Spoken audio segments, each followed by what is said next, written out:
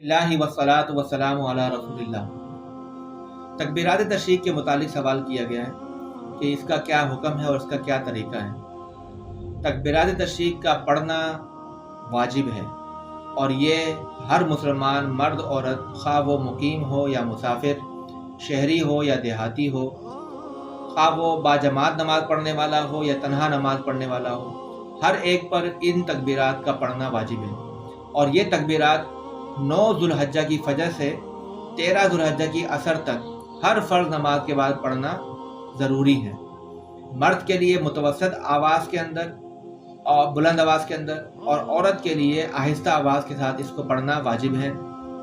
ये तकबीरात ये हैं: अल्लाहु अकबर, ला इलाहा इल्लल्लाहु वल्लाहु अकबर, अल्लाहु अकबर वलिल्लाहिल हम्द। इन तकबीरात को तकबीरात तशरीक क्यों कहा जाता है?